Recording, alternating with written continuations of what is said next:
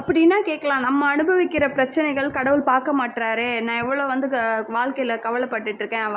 பிரச்சனைகள் அனுபவிக்கிறேன். இதெல்லாம் வந்து கடவுள் பார்க்க மாட்றாரு. கடவுளுக்கு மனசாட்சி இல்லையா? அப்படின்னு. அப்படிலாம் கிடையாது. நம்ம அனுபவிக்கிற பிரச்சனைக்கு காரணம் நம்ம தான். நம்மளோட முன்பிறவியின் காரணமா தான் கர்மாவின் காரணமா தான் நம்ம இந்த பிரச்சனைகள அனுபவிக்கிறோம். அதுக்கு ஒரு உதாரணத்துக்கு வந்து ஒரு கதை சொல்றேன். ஒரு ஊர்ல வந்து ஒரு நல்ல மனிதர், ரொம்ப நல்லவரு. அவர் யாருக்கும் எந்த கெடுதலும் நினைக்க மாட்டாரு. அவங்க மனைவி வந்து ரொம்ப மோசமான மனைவியா இருந்தாங்க. ஆனா அவங்க நண்பர் பார்த்தீங்கன்னா, ரொம்ப கெட்டவரா இருந்தாரு. எல்லாருடைய பணத்தை ஏமாற்றி எல்லாத்துடைய இடத்த ஏமாற்றி ரொம்ப பணக்காரராக இருந்தார். அவங்களுக்கு மனைவி வந்து நல்ல மனைவியாக இருந்தாங்க.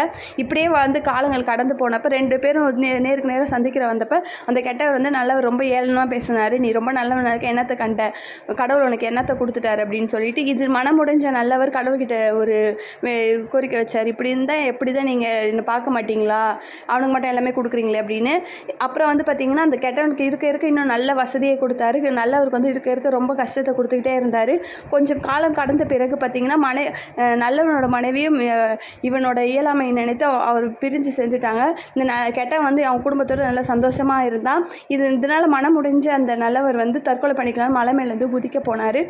அங்கே வந்து காப்பாற்ற வந்த சிவன் வந்து எதனால் வந்து அவர் நல்ல வசதியாகவும் இவர் கஷ்டப்படுறாருன்னு விளக்கத்தை சொல்லார்.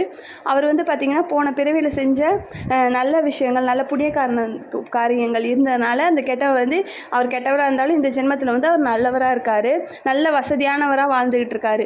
ஆனால் வந்து அவரோட புண்ணிய கணக்குகள் முடியும் பொழுது அவரும் கஷ்டப்படுவார் அப்படின்னு கடவுள் வந்து தெளிவாக வந்து விளக்கத்தை கொடுத்தாரு.